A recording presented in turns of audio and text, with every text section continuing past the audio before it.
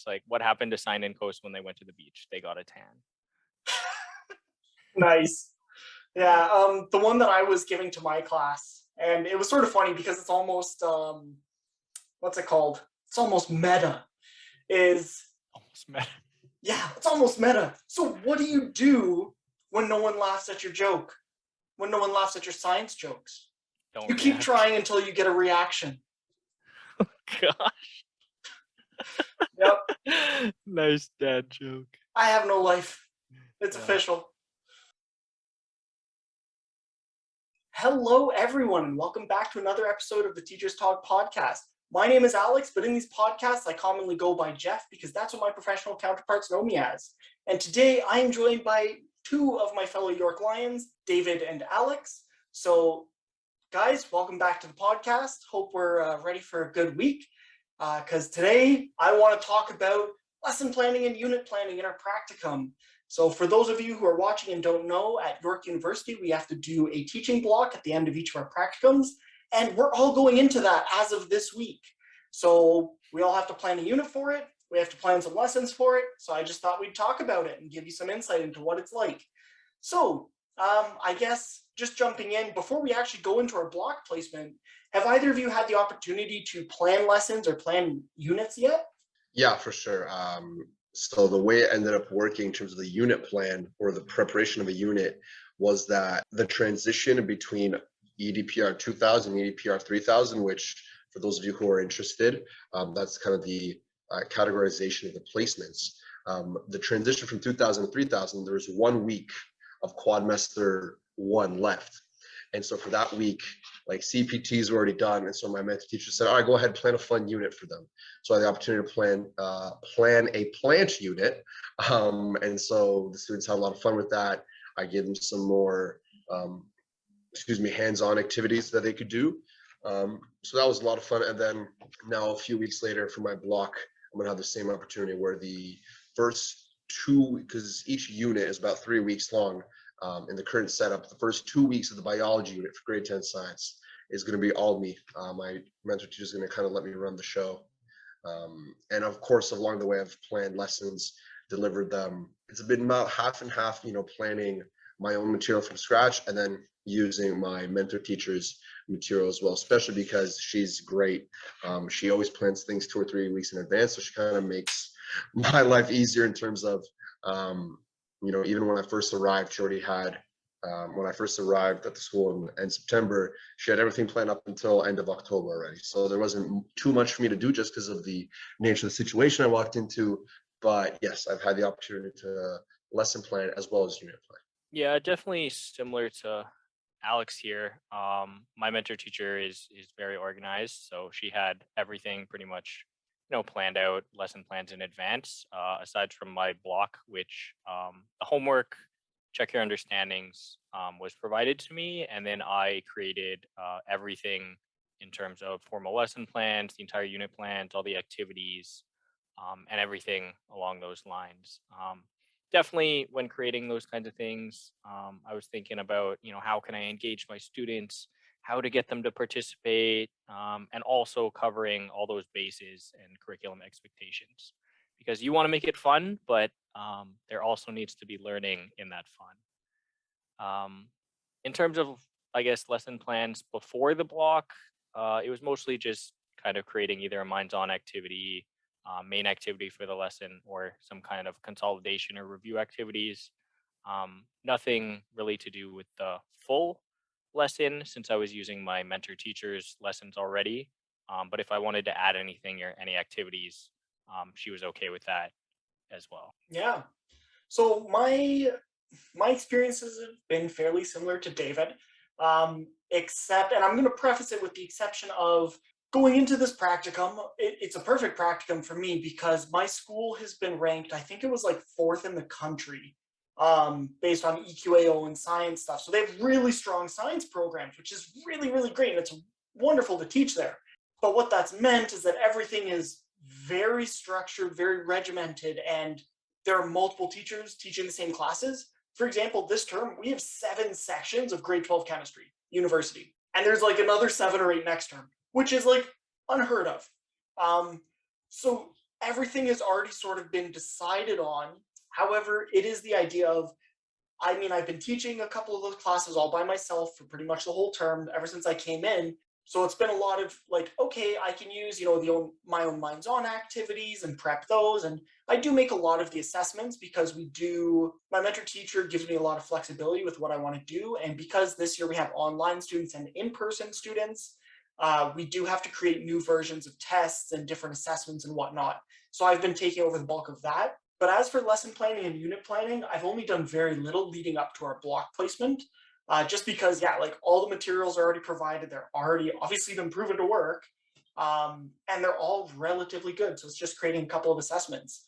But, I think lesson planning and unit planning is this big, it's a big barrier in all of our heads.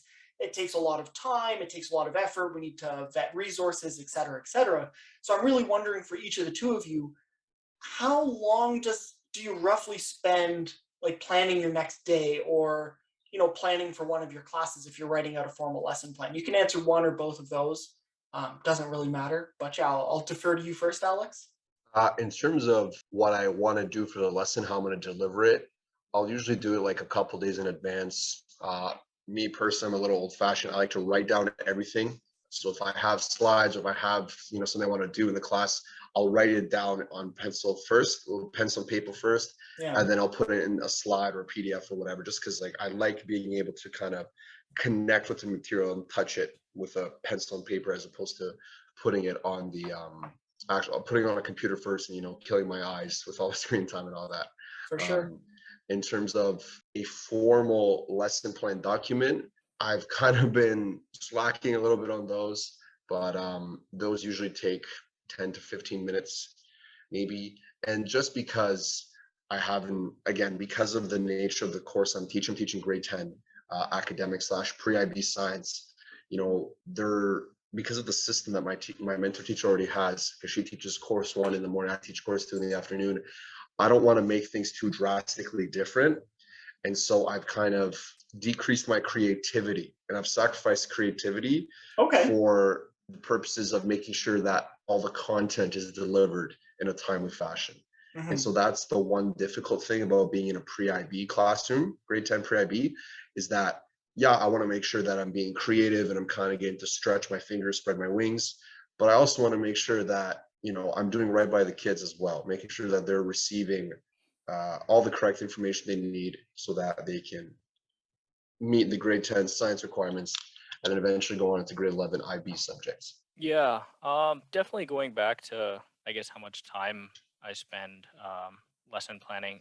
I guess it really depends how much, I guess, creation I'm kind of doing when it comes to using my mentor teacher's lessons, and just adding maybe a little something here and there. It might just be about an hour or so daily, just kind of going through the lesson, adding activities, just thinking about how to teach it and where I can really get students involved, I think is a big thing. Which questions I can have my students try themselves, try with the group, just kind of things that they can discuss, or things that they might have difficulty with, and how I can guide that kind of learning. But generally speaking, about an hour daily. If I'm creating something myself, something like Kahoot might take a really long time to develop the questions. I know Jeff does a lot of Kahoot, so Yep. maybe he can comment on that.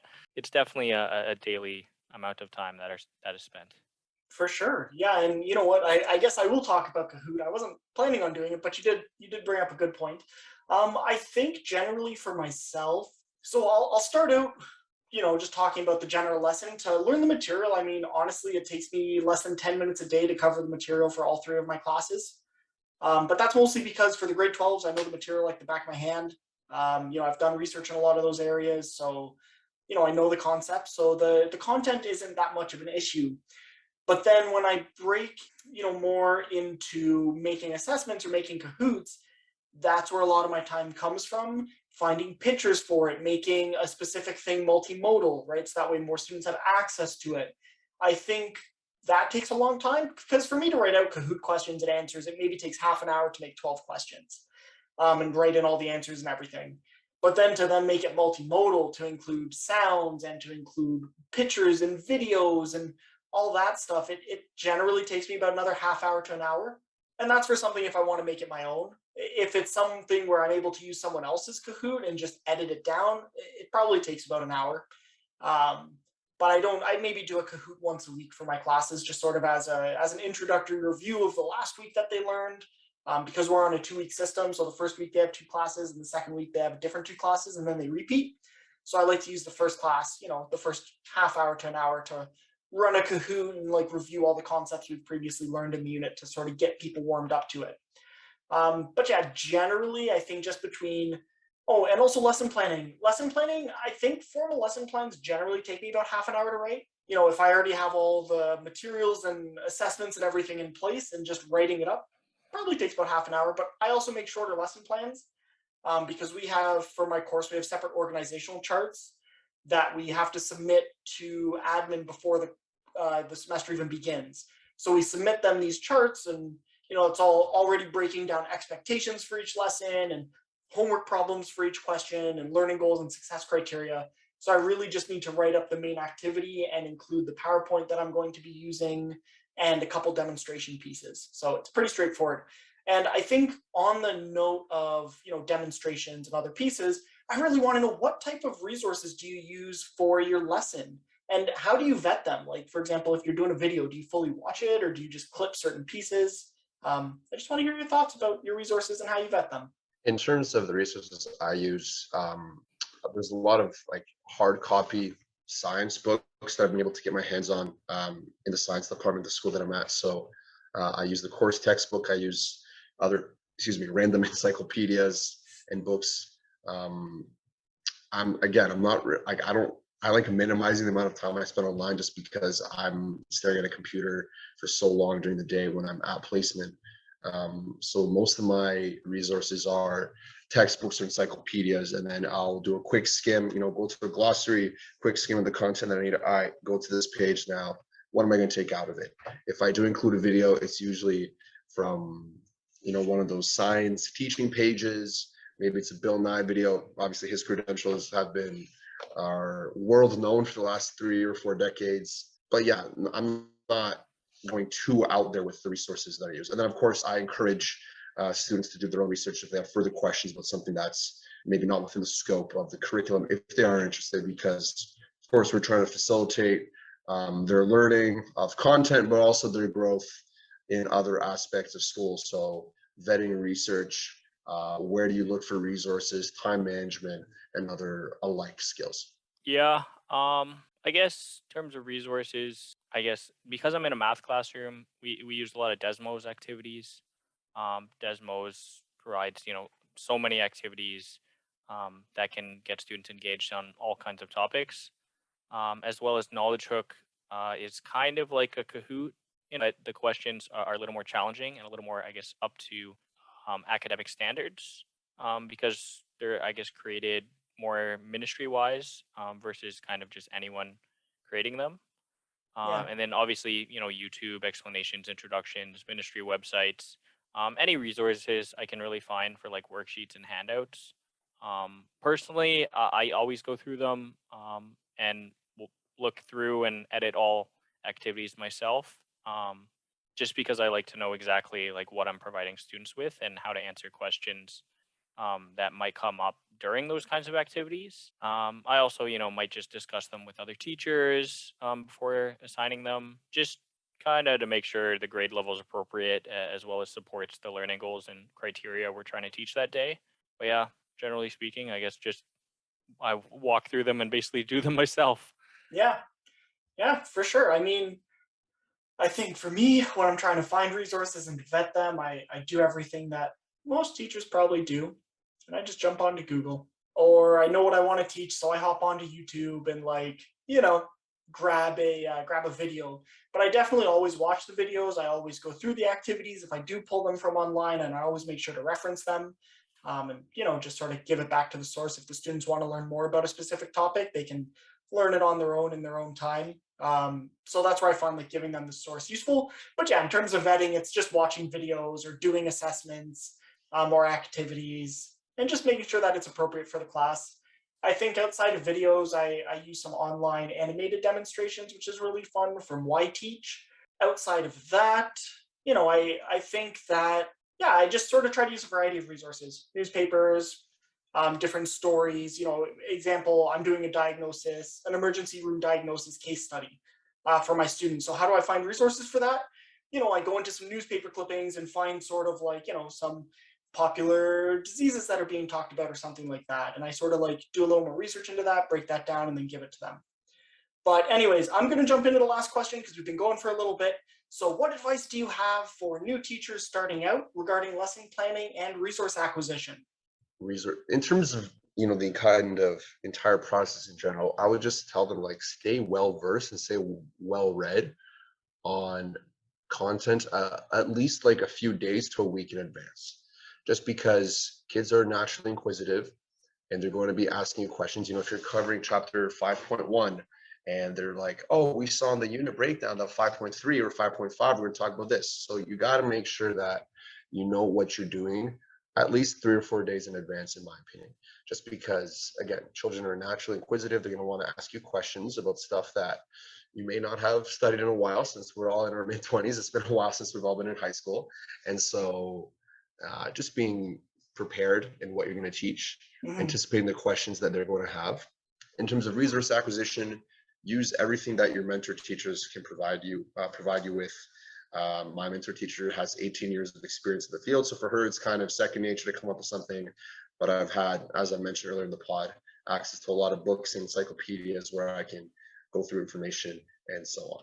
Yeah, for new teachers, I think similar to Alex, with the material, but also, checking in with other teachers, make sure you check your board approved websites, resources that other teachers and, faculty members trust and use. I think at the beginning, in terms of lesson planning, focus on student understanding, conducting lessons that really ensure students are learning, and using activities that relate to the material before exploring those, big elaborate ideas and activities that are super fun but might not be as relatable and end up, putting your students a little behind in terms of understanding the content. Definitely something I've learned from a York professor was make sure your teaching relates to your culminating task at the end of the unit, because busy work that doesn't teach anything isn't going to help your students in the end. And really, I guess, engage your students, try and find meaningful opportunities for them to learn and talk with each other, because a lot of learning comes from, talking to each other about the material and making connections to real world applications outside of the classroom. And you know what? I'm even just going to bounce off that. I think the idea of having a purpose behind your assessment, and then that therefore gives you a purpose for your lessons, and it tells you what you can bring into your lessons and how to make them more relevant to the students. So I definitely agree with the notion that you should sort of build each lesson towards a culminating task. In terms of other resources, though, and lesson planning, definitely talk to other people in your department first. I think that's probably the first thing you should do. They've all probably taught the course before, or have various resources, or have insights on what's worked and what hasn't. So, you don't have to reinvent the wheel every single time you're going to teach a course. And yeah, I think that's my 30-second tips and tricks. I really don't have much more to add other than that. I think the guys have done a great job this podcast, just sort of summarizing everything. So, I won't keep us going for too long, but I'm going to wrap the podcast there. So thank you so much for joining. If you enjoyed the content and want to see more like it, please like and subscribe to the channel. Definitely goes a long way in growing the community. And we'd love to see you comment down below on your thoughts on the specific podcast, or, anything else that you'd like to see us discuss in a podcast. So with that said, have a great day, everyone. Stay happy, safe, and healthy, and we'll see you all around. Bye.